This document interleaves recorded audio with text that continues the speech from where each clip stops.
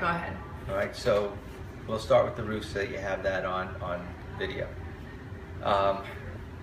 Budget for replacement, probably the next 3 to 5 years is what I'm thinking. And sometimes it's sooner. That's not the norm. The shingles don't look horrible, but you can see that they're 17. So you want to make sure you have that in your bank account in case of anything. So you're ready. As far as the air condition, good product. You got a ream inside and out, and it was done in 2014. It's both manufacturer's labels telling me that, and the permit that we located is telling me that. And the performance on the unit is fine. I would expect it to look as good as it did when I opened it up and looked at the coils. You can see the coils, the copper coils look very good. They're shiny, they're clean. Underneath, I have to wait till I get to my computer to put my picture in there. I want to see it up close. But everything hints around the building that we're learning, it probably was well maintained already. It's only been a year. Quick question for you, Paul. How much would it be to change that and move that? To move the thermostat? Not much. Really? Same wall, where you want to put it? I want to put it away, not on that wall. I mean, to me, anywhere but there. This wall behind you, maybe, Well, right by the doorway, or? Somewhere, so it's not so in the middle of the room. You probably can drop it down over there. Yeah, that'd be good. Behind something. Yes. But the most important, that should be inexpensive, because the thermostat itself, if you keep it, you won't have to replace it. You're just dealing with taking low voltage cable wire from this location. And as I mentioned earlier, you have access above here. With that being said, you can extend the low voltage cable over, run it right along your ductwork. There's a duct that runs right by the skylight there. And then you can drop it down in that wall. Great. So the guy who can do it probably can do it in about 45 minutes, an hour. Perfect. Right. Okay? I can't imagine it being very expensive. All right, cool. All right, and you certainly want to keep it in the central part of the house. You don't want it in the kitchen or by the front door. Yeah, right, of course. But in there would be perfect, right? I think so, and then you also have the option of the hallway too. I mean, right here by the master bedroom. Oh yeah, that's another good place. Or in the hallway over there. Good. You do. Oh wait a minute. You know what? We didn't have access over there, so I think over here's smarter. Over here's better. Yeah.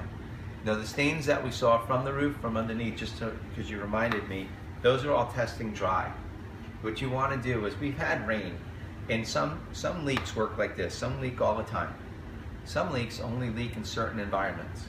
A lot of wind, a lot of rain. Sometimes it takes a lot of force. So I'm not sure that you have an inactive leak. I know it's inactive at this time.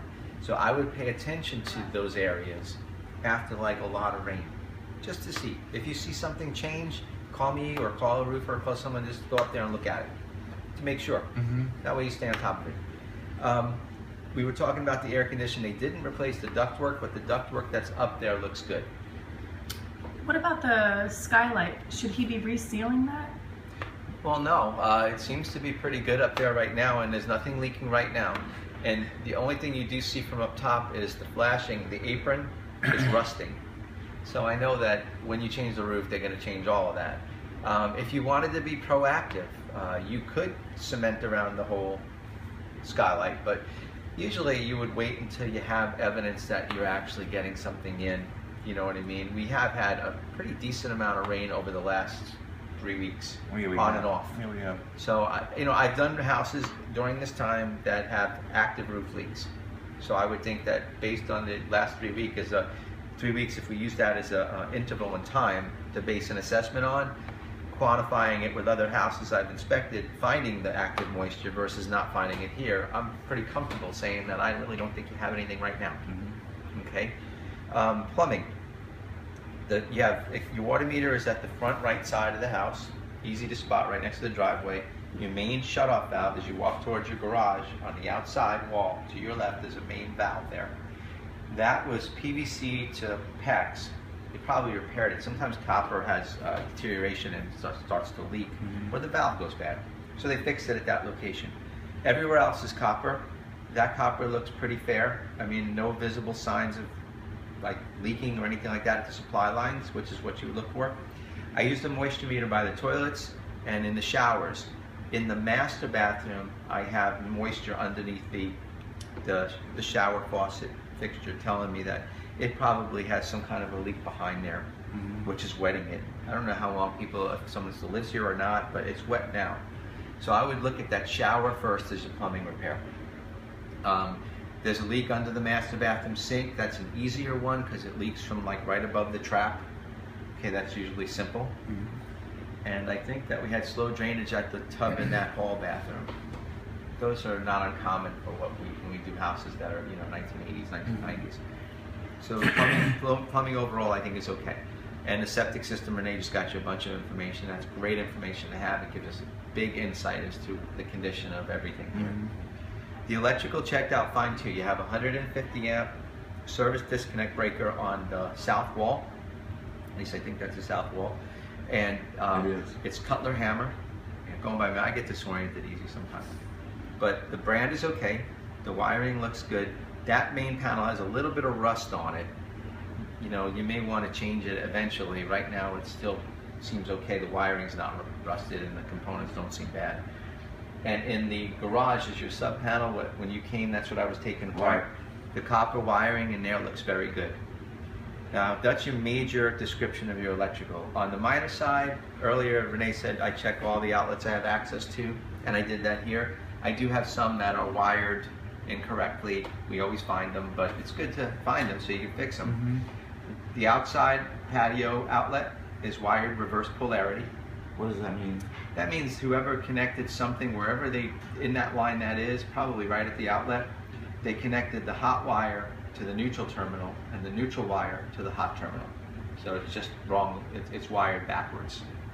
You had the same thing in 2 bedroom outlets on the right hall bedroom here, one at one quarter, one at the other. And I think that was pretty much the highlight. Fix? Yeah, usually. Okay. The only time it runs into a problem is if the electrician or person you hire that goes in there and does it decides this is okay here, it's somewhere else in the line. Now they got to trace it. 9 times out of 10, it's right where central or close to where that area is. It might be because you know, you never know. They might have wired the disposal somehow. I don't really know. You'd have to have them get in there and look. But I think there's those 3 that you have to deal with. And it's in the bedroom, the patio, and what is the other one? There's 2 in the bedroom. 2 in the bedroom. Okay. I'll have them itemized for you. You won't have to remember this. Good. Yeah, you're not going to have to remember any of this. So overall, the assessment is pretty good condition with a handful of what I would consider maintenance/repairs, like what we just talked about with the electrical, keeping the roof maintained and keeping your eye on it, plumbing leaks. Outside construction, you've got the typical minor settlement cracks at the block. You probably saw that walking around. I did. You have a little bit of wood rot at the gable wall here, 2 places in the back, and a couple more at the enclosure. And when I say rot, I don't mean it's significant. It looks like it's just little pieces here and there. So if you're going to have a little bit of rot, you can carve it out, putty it up. Under my license, I have to categorize it as WDO, wood destroying organism, because it's damaged. And there's a specific license to evaluate those things. So when you read that in the report, WDO is just damaged wood that we're recommending get fixed and evaluated. Okay, just like we would recommend electrician for the outlets. Right. Right, I think that's pretty much all I got. The last thing I think you want to budget for is windows. Original windows, you have a damaged glass on this one. They don't really open and close very easily. Windows and doors tend to do that over the years. And the garage door, the side garage door, we could not open that. So windows and the doors, maybe get them serviced so you can use them. And if you wanted to replace them to improve efficiency and things like that, you know, certainly shop around and budget, see what works for you. All right, but that's pretty much all I got, I think. Good. Any questions you can think of? No, I can't. That's kind of good, actually. Yeah, an inspection, I mean, I do a couple of these a day. I do 5 days a week with 2 and 1 on Saturday. That's usually my rule. And usually things don't go as well. You always have a punch list of the minor things, that's normal. But what we don't have here, things that we have found in recent weeks are like active roof leaks, construction settlement outside tolerance, things like that. Septic drain field that you squish in, which we run into often enough, or mold or anything like that floating around in an area by plumbing where we would have stumbled onto it or noticed it. Active moisture in a wall that we can't explain. That's my world. So this one worked out pretty well. Good. That's good. That's good news.